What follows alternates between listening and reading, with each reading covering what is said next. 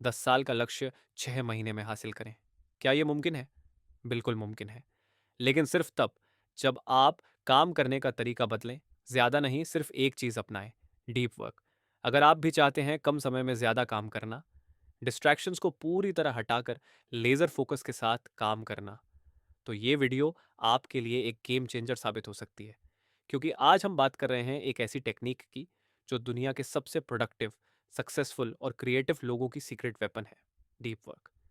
एक ऐसी स्किल जिसे बहुत कम लोग जानते हैं, लेकिन जो आपके दिमाग को उस जोन में ले जाती है जहां आप हाई वैल्यू काम कर सकते हैं, बिना किसी डिस्ट्रैक्शन के, बिना टाइम वेस्ट किए। अब सोचिए, हर दिन आप इतना फोकस्ड काम करें कि 8 घंटे का काम 3 घंटे में हो जाए। सोचिए, अगर आप हर दिन इतना वैल्यूएबल आउटपुट दें कि लोग आपकी प्रोडक्टिविटी को देखकर हैरान रह जाएं। यही है डीप वर्क की ताकत। इस वीडियो में आप जानेंगे डीप वर्क और शैलो वर्क में क्या फ़र्क है, कैसे सोशल मीडिया, कांस्टेंट नोटिफिकेशंस और मल्टीटास्किंग आपकी प्रोडक्टिविटी को खा रही है, और सबसे ज़रूरी, डीप वर्क को अपनी पढ़ाई, जॉब या बिजनेस में कैसे अप्लाई करें ताकि आप भी अपनी लाइफ के गोल्स को बहुत तेज़ी से अचीव कर सकें। ये वीडियो कोई मोटिवेशन स्पीच नहीं है, ये एक एक्शनेबल स्ट्रैटेजी है जो आपकी पूरी वर्क लाइफ को बदल सकती है। तो अगर आप भी अपनी डिस्ट्रैक्शन भरी जिंदगी से निकलकर एक फोकस्ड और हाई परफॉर्मेंस माइंडसेट अपनाना चाहते हैं, तो इस वीडियो को अंत तक जरूर देखें, क्योंकि अब वक्त आ गया है सिर्फ बिजी रहने का नहीं, डीपली इम्पैक्टफुल बनने का। चलिए शुरू करते हैं डीप वर्क की दुनिया में एक गहरी dive. Chapter 1, deep work is valuable. आज की नॉलेज इकोनॉमी में सक्सेस के लिए दो क्वालिटीज बहुत ज़रूरी हैं। पहला, कॉम्प्लेक्स चीज़ों को जल्दी से जल्दी सीखने की एबिलिटी, और दूसरा, हाई लेवल पर क्वालिटी और स्पीड के साथ काम डिलीवर करना। ये दोनों ही क्वालिटीज़ डीप वर्क से पॉसिबल होती हैं। कैल न्यूपोर्ट बताते हैं कि जो लोग डीप वर्क को अपनाते हैं वो हाईली वैल्यूएबल बन जाते हैं, क्योंकि वो ऐसे काम कर सकते हैं जो दूसरों के लिए डिफ़िकल्ट होते हैं। टेक्नोलॉजी और ऑटोमेशन की वजह से दुनिया तेजी से बदल रही है, और ऐसे में जिन लोगों के पास रेयर और वैल्यूएबल स्किल्स हैं वही आगे बढ़ पाएंगे। लेकिन ये स्किल्स सिर्फ तब पॉसिबल हैं जब इंसान लगातार डिस्ट्रैक्शन से बचकर गहराई से काम कर पाए। चैप्टर में न्यूपोर्ट एक एग्जाम्पल देते हैं कंप्यूटर साइंस के एक प्रोफेसर का, जिसने एक साल में 9 रिसर्च पेपर्स पब्लिश किए, वो भी सिर्फ कुछ घंटों के फोकस्ड टाइम में। इसका रीज़न ये था कि उसने डीप वर्क को अपनी रूटीन का हिस्सा बना लिया था। इस चैप्टर में एक और टर्म डिस्कस की गई है, सुपरस्टार्स और winner take all market. Newport बताते हैं कि आज के डिजिटल वर्ल्ड में सबसे टॉप पर रहने वाले ही सबसे ज़्यादा रिवॉर्ड कमाते हैं और बाकी सब पीछे रह जाते हैं। ऐसे में डीप वर्क ही वो रास्ता है जो किसी नॉर्मल इंसान को भी टॉप परफॉर्मर बना सकता है। चैप्टर के एंड में एक और कॉन्सेप्ट दिया गया है, the craftsman approach to tool selection. इसका मतलब है कि किसी भी टूल या सोशल मीडिया को ब्लाइंडली यूज मत करो, बल्कि सोचो कि क्या वो सच में तुम्हारे काम की क्वालिटी इंप्रूव कर रहा है या नहीं। इस चैप्टर का मेन मैसेज ये है, अगर तुम वैल्यूएबल बनना चाहते हो, ग्रो करना चाहते हो और रियल रिजल्ट्स देना चाहते हो, तो तुम्हें डीप वर्क को सीरियसली लेना होगा। डिस्ट्रैक्शन से दूर रहकर फोकस्ड होकर काम करना ही आज की दुनिया में सबसे बड़ी ताकत है। Chapter 2, deep work is rare. इस चैप्टर में कैल न्यूपोर्ट ये एक्सप्लेन करते हैं कि आज की दुनिया में डीप वर्क बहुत रेयर हो गया है। इसका रीजन है मॉडर्न वर्क प्लेसेस और हमारी डिजिटली डिस्ट्रैक्टेड लाइफस्टाइल। कंपनीज आज ओपन ऑफिस कल्चर और कांस्टेंट कनेक्टिविटी को प्रमोट करती हैं, जिससे लोग एक कंटिन्यूअस डिस्ट्रैक्शन के लूप में फंस जाते हैं। लोग हर टाइम ईमेल चेक करते हैं, स्लैक या व्हाट्सएप पर रिस्पॉन्ड करते रहते हैं, और इसी वजह से डीप थिंकिंग ऑलमोस्ट इम्पॉसिबल हो गया है। न्यूपोर्ट बताते हैं कि आज के प्रोफेशनल वर्ल्ड में शैलो वर्क को ज़्यादा वैल्यू दी जा रही है। लोग ऐसा दिखाना चाहते हैं कि वो बहुत बिजी हैं, हर टाइम मीटिंग्स, ईमेल्स या रैंडम टास्क्स में लगे रहते हैं।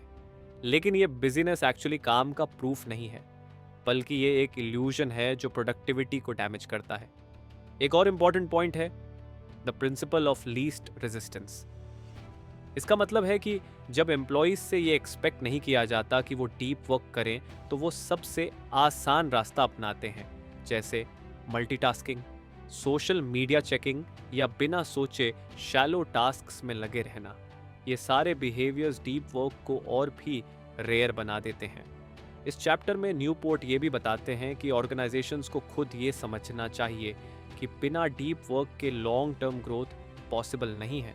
लेकिन प्रॉब्लम ये है कि डीप वर्क का आउटपुट इमीडिएटली विजिबल नहीं होता, इसलिए लोग इसे इग्नोर करते हैं और बस दिखाई देने वाले कामों पर फोकस करते हैं। चैप्टर के एंड में न्यूपोर्ट ये कहते हैं कि जब डीप वर्क इतना रेयर हो चुका है, तो अगर कोई इंसान इसे अपनी हैबिट बना ले तो वो अपने फील्ड में बहुत बड़ा कॉम्पिटिटिव एडवांटेज हासिल कर सकता है। डीप वर्क करने वाला इंसान नॉइज से अलग हो जाता है और वही उसे बाकियों से अलग बनाता है। Chapter 3, deep work is meaningful. इस चैप्टर में कैल न्यूपोर्ट ये बताते हैं कि डीप वर्क ना सिर्फ प्रोडक्टिव होता है, बल्कि ये हमारे काम को ज्यादा मीनिंगफुल और सेटिस्फाइंग भी बनाता है। यानी जब हम किसी काम में पूरी तरह से डूब जाते हैं तो न सिर्फ हम बेटर रिजल्ट्स देते हैं, बल्कि हमें उस काम में खुशी और सेटिस्फैक्शन भी मिलती है।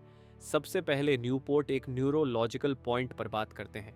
वो कहते हैं कि जब हमारा माइंड किसी चैलेंजिंग और फोकस्ड काम में पूरी तरह लगा होता है तो दिमाग एक खास स्टेट में चला जाता है, जिसे साइकोलॉजिस्ट्स फ्लो कहते हैं। इस स्टेट में इंसान सबसे ज्यादा एंगेज्ड और खुश रहता है। मतलब डीप वर्क करने से इंसान का ओवरऑल वेलबीइंग इंप्रूव होता है। इसके बाद ऑथर एक साइकोलॉजिकल आर्गुमेंट देते हैं। न्यूपोर्ट कहते हैं कि मीनिंगफुल काम वो होता है जिसमें इंसान का पूरा माइंड और अटेंशन लगा होता है। जब हम बार बार डिस्ट्रैक्शन में फंसते हैं या सिर्फ सरफेस लेवल काम करते हैं तो हमें अंदर से एम्प्टी फील होता है। लेकिन डीप वर्क से हमें रियल सेटिस्फैक्शन और एक सेंस ऑफ पर्पस मिलता है। तीसरा पॉइंट है फिलोसॉफिकल आर्ग्यूमेंट। न्यूपोर्ट यहाँ क्राफ्ट्समैन फिलोसॉफी की बात करते हैं। यानी कोई भी इंसान जब अपने काम को सीरियस और अटेंशन के साथ करता है तो वो उसमें ब्यूटी और मीनिंग ढूंढ सकता है। चाहे वो कोडिंग हो, राइटिंग हो या कोई और स्किल में की, अगर डीप वर्क के साथ किया जाए तो वो एक स्पिरिचुअल एक्सपीरियंस जैसा हो जाता है। चैप्टर के अंत में न्यूपोर्ट ये हाईलाइट करते हैं कि आज की दुनिया में लोग बार बार अपने काम से डिस्कनेक्ट हो जाते हैं क्योंकि वो हमेशा मल्टीटास्किंग या शैलो डिस्ट्रैक्शंस में उलझे रहते हैं। लेकिन डीप वर्क ना सिर्फ बेटर रिजल्ट्स लाता है, बल्कि इंसान को अपने काम से इमोशनल कनेक्शन भी फील करवाता है। Rule number 1, work deeply. आज के समय में डिस्ट्रैक्शन हर जगह है। Phone notifications, social media, constantly incoming emails, और इसी वजह से डीप वर्क करना मुश्किल होता जा रहा है। लेकिन कैल न्यूपोर्ट इस चैप्टर में यही समझाते हैं कि जो लोग डीप वर्क करना सीख जाते हैं वही लोग आज की दुनिया में सबसे ज्यादा वैल्यूएबल बनते हैं। डीप वर्क का मतलब है बिना किसी डिस्ट्रैक्शन के किसी भी चैलेंजिंग काम में पूरी तरह से फोकस करना। लेकिन ये एबिलिटी अपने आप नहीं आती, इसे डेवलप करना पड़ता है। कैल न्यूपोर्ट बताते हैं कि डीप वर्क को अपनाने के लिए हमें 3 मेजर चीजों पर काम करना होता है। 1, डिसाइड योर डेप्थ फिलॉसफी। हर इंसान का काम और लाइफस्टाइल अलग होता है, इसलिए हमें अपने हिसाब से डीप वर्क की स्ट्रैटेजी बनानी चाहिए। इस सेक्शन में ऑथर ने 4 फिलॉसफीज एक्सप्लेन की हैं। मोनास्टिक फिलॉसफी, पूरे डिस्ट्रैक्शन को एलिमिनेट करके कंप्लीटली डीप वर्क में रहना, जैसे एक राइटर जो माउंटेन्स में रहकर काम करता है। बाई मोडल फिलॉसफी, कुछ टाइम डीप वर्क के लिए और कुछ टाइम शैलो वर्क के लिए डिवाइड करना। रिथमिक फिलॉसफी, डेली रूटीन में एक फिक्स्ड टाइम डीप वर्क के लिए सेट करना। जर्नलिस्टिक फिलॉसफी, जब भी टाइम मिले तुरंत डीप वर्क में स्विच कर जाना, ये डिफिकल्ट होता है, बिगिनर्स के लिए रिकमेंडेड नहीं। 2, rituals and routines create support. Deep work को हैबिट बनाने के लिए रिचुअल्स ज़रूरी हैं। कैल सजेस्ट करते हैं कि हम एक फिक्स टाइम और जगह सेट करें जहां हम डेली डीप वर्क करें, जैसे कब काम शुरू होगा और कब खत्म होगा, कहाँ बैठकर काम करोगे, काम के बीच ब्रेक्स कैसे और कब लोगे। ये सारे रिचुअल्स आपकी विल पावर को बचाते हैं और माइंड को प्रिपेयर करते हैं फोकस के लिए। 3, मेक ग्रैंड जेस्चर्स। कभी कभी किसी काम को सीरियसली लेना हो तो बड़ा स्टेप लेना पड़ता है। कैल न्यूपोर्ट इसको कहते हैं ग्रैंड जेस्चर। जैसे कोई ऑथर राइटिंग के लिए एक एक्सपेंसिव होटल बुक करता है ताकि डिस्ट्रैक्शन ना हो और माइंड सीरियसली काम ले। इससे मोटिवेशन भी बढ़ती है और कमिटमेंट भी। 4, execute like a business author कहते हैं कि डीप वर्क को बिजनेस की तरह मैनेज करो, गोल सेट करो और ट्रैक करो कि कितना काम हो रहा है। एक टेक्निक जो यहाँ एक्सप्लेन की गई है वो है 4 disciplines of execution. 4 disciplines of execution: focus on the wildly important goals, act on lead measures, keep a compelling scoreboard, create a cadence of accountability। ये मेथड आपको लेजर फोकस देने में मदद करती है। 5, बी लेजी कॉल कहते हैं कि काम के बाद पूरा आराम भी ज़रूरी है। जब आप शाम में माइंड को रिलैक्स करने का मौका देते हो तब आपकी सबकॉन्शियस माइंड नेक्स्ट डे के लिए रिचार्ज हो जाती है। इसलिए इवनिंग टाइम में डिलिबरेटली डिस्कनेक्ट करना भी डीप वर्क का पार्ट है। इस तरह से रूल नंबर 1 हमें ये सिखाता है कि डीप वर्क कोई लग्जरी नहीं बल्कि एक स्किल है जो प्रैक्टिस और प्लानिंग से डेवलप होती है। अगर आप रिचुअल्स फॉलो करते हो, डिस्ट्रैक्शंस कंट्रोल करते हो और अपने काम को सीरियसली लेते हो तो आप एक ऐसी प्रोडक्टिविटी हासिल कर सकते हो जो बाकी लोगों के लिए पॉसिबल नहीं है। Rule number 2, embrace boredom. Cal Newport इस चैप्टर में एक बहुत ही सिंपल लेकिन पावरफुल बात करते हैं।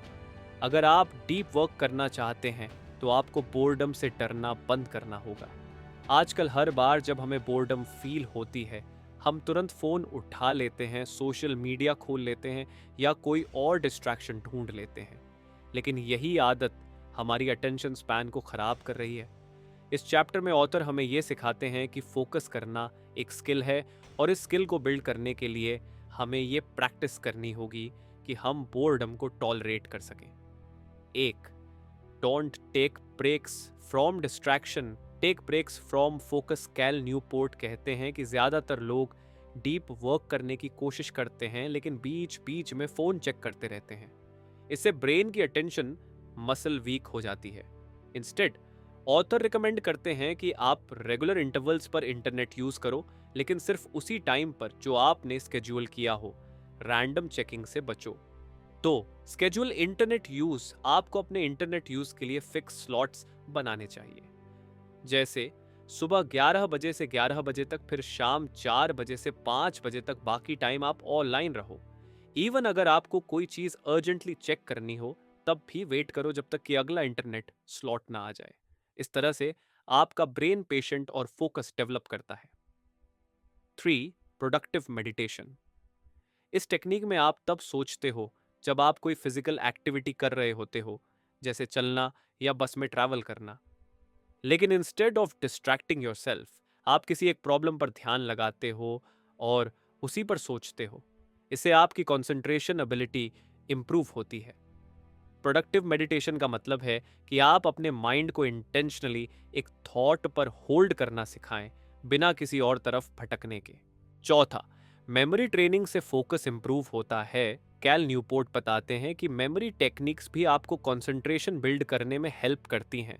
जब आप इंटेंशनली कोई चीज़ याद रखने की कोशिश करते हो, जैसे कोई नंबर या वर्ड लिस्ट, तब आप अपने ब्रेन को डिसिप्लिन करते हो और यही डिसिप्लिन डीप वर्क के लिए ज़रूरी है। 5, डिस्ट्रैक्शन का मैनेजमेंट ज़रूरी है। ऑथर ये भी कहते हैं कि आपको अपने एनवायरनमेंट से डिस्ट्रैक्शन को ख़त्म करने की कोशिश नहीं करनी है, बल्कि अपने माइंड को डिस्ट्रैक्शन के साथ भी फोकस करने के लिए ट्रेन करना है, क्योंकि perfect distraction free environment possible नहीं है। रूल नंबर 2 हमें यह समझाता है कि अगर हम हर बार बोर्डम महसूस होते ही किसी डिस्ट्रैक्शन की तरफ भागेंगे तो हम कभी भी डीप वर्क नहीं कर पाएंगे। इसलिए बोर्डम को टॉलरेट करना और इंटेंशनली फोकस करना एक स्किल है और यही स्किल आपको बाकी लोगों से अलग बनाती है। Rule number 3, quit social media. Cal Newport इस चैप्टर में एक बोल्ड बात करते हैं। अगर आप डीप वर्क करना चाहते हैं तो आपको सोशल मीडिया से दूर रहना होगा। आजकल हर कोई फेसबुक, इंस्टाग्राम, ट्विटर जैसी प्लेटफॉर्म्स पर एक्टिव रहता है, लेकिन ऑथर कहते हैं कि ये प्लेटफॉर्म्स आपकी प्रोडक्टिविटी को साइलेंटली डिस्ट्रॉय कर रहे हैं। ये आपकी अटेंशन को ब्रेक करते हैं और आपको हर समय शैलो वर्क में उलझाए रखते हैं। इस चैप्टर में न्यूपोर्ट एक अलग ही माइंड सेट अडॉप्ट करने को कहते हैं। Use tools only if they add significant value to your goals. 1, the any benefit approach is flawed. ज़्यादातर लोग सोचते हैं कि अगर किसी टूल या ऐप से कोई छोटा सा बेनिफिट भी हो रहा है तो उसे यूज़ करना चाहिए, लेकिन कैल न्यूपोर्ट इसे गलत मानते हैं। उनका कहना है कि आपको हर टूल को उस लेंस से देखना चाहिए। क्या ये मेरे लॉन्ग टर्म गोल्स को स्ट्रॉन्ग सपोर्ट करता है या नहीं? अगर नहीं करता तो उसे छोड़ देना चाहिए, चाहे वो कितना भी पॉपुलर या एंटरटेनिंग क्यों ना हो। तो the craftsman approach to tool selection. Cal Newport एक नई अप्रोच सजेस्ट करते हैं, क्राफ्ट्समैन माइंडसेट। जैसे कोई स्किल्ड कारपेंटर केयरफुली चुनता है कि कौन सा टूल उसके काम के लिए बेस्ट है, वैसे ही आपको डिजिटल टूल्स चुनने चाहिए। इस माइंडसेट में आप हर डिजिटल टूल से ये पूछते हैं, क्या ये टूल मेरे प्रोफेशनल और पर्सनल गोल्स में कोर सपोर्ट देता है? क्या इसके बिना भी मैं वो काम कर सकता हूँ? क्या इसका नुकसान इसके फायदे से ज़्यादा है? Quit social media for 30 days. कल न्यूपोर्ट एक सिंपल एक्सपेरिमेंट रिकमेंड करते हैं। अपने सारे सोशल मीडिया अकाउंट्स को 30 दिनों के लिए डीएक्टिवेट करो। इस दौरान ऑब्जर्व करो कि क्या आपकी लाइफ पर इसका कोई नेगेटिव इम्पैक्ट पड़ा। अगर नहीं पड़ा या फर्क नेग्लिजिबल था तो परमानेंटली छोड़ दो। ये प्रैक्टिस आपकी क्लैरिटी को इम्प्रूव करती है और आपको दिखाती है कि कौन सी चीज़ वाकई में ज़रूरी है और कौन सी सिर्फ टाइम वेस्ट है। 4. Don't use the internet to entertain yourself. Author बताते हैं कि इंटरनेट और सोशल मीडिया से सिर्फ बोरिंग फील होता है, लेकिन उसका कोई डीप पर्पस नहीं होता। आपको बोर्डम से लड़ने के लिए फ़ोन नहीं बल्कि पेशेंस चाहिए। जब आप फ्री टाइम में इंटरनेट का यूज़ सिर्फ एंटरटेनमेंट के लिए करते हो तो आप अपने ब्रेन को शैलो एक्टिविटी का एडिक्ट बना देते हो। इसकी जगह आप रीडिंग, थिंकिंग या वॉकिंग जैसी मीनिंगफुल एक्टिविटीज़ कर सकते हो। रूल नंबर 3 हमें सिखाता है कि सोशल मीडिया को ब्लाइंडली फॉलो करना सेल्फ सैबोटाज है। अगर आप सीरियसली डीप वर्क करना चाहते हो तो आपको ये सीखना होगा कि कौन सा डिजिटल टूल आपके काम के लिए ज़रूरी है और कौन सा सिर्फ डिस्ट्रैक्शन है। सही टूल्स चुनकर और बाकी को छोड़कर आप अपनी फोकस, पावर और प्रोडक्टिविटी को कई गुना बढ़ा सकते हो। Rule number 4 drain the shallows. इस चैप्टर में कैल न्यूपोर्ट हमें एक कड़वा सच बताते हैं। हमारी डेली लाइफ का बहुत बड़ा हिस्सा शैलो वर्क में वेस्ट हो जाता है। शैलो वर्क का मतलब है वो काम जो ज़्यादा सोचने की डिमांड नहीं करता और जिसे कोई भी थोड़ा ट्रेनिंग लेकर कर सकता है, जैसे ईमेल्स भेजना, मीटिंग्स अटेंड करना, रिपोर्ट्स बनाना या छोटे छोटे एडमिन टास्क्स। ऑथर का कहना है कि अगर आप हाई वैल्यू आउटपुट देना चाहते हैं तो आपको शैलो वर्क को मिनिमाइज करना ही होगा। डीप वर्क ही आपकी असली वैल्यू क्रिएट करता है। एक शैलो वर्क की पहचान करो। सबसे पहले आपको खुद जानना होगा कि आपके दिन में कितना टाइम शैलो वर्क में जा रहा है। ऑथर सजेस्ट करते हैं कि आप अपने हर काम को इवैल्यूएट करें, क्या ये काम डीप है या शैलो। एग्जाम्पल, अगर आप किसी इंपॉर्टेंट टॉपिक पर आर्टिकल लिख रहे हो, ये डीप वर्क है। अगर आप मल्टीपल बार ईमेल चेक कर रहे हो या स्लैक मैसेजेस रिप्लाई कर रहे हो, ये शैलो वर्क है। 2. अपने दिन के हर मिनट को शेड्यूल करो। कैल न्यूपोर्ट रिकमेंड करते हैं कि आप टाइम ब्लॉकिंग टेक्निक का यूज़ करें।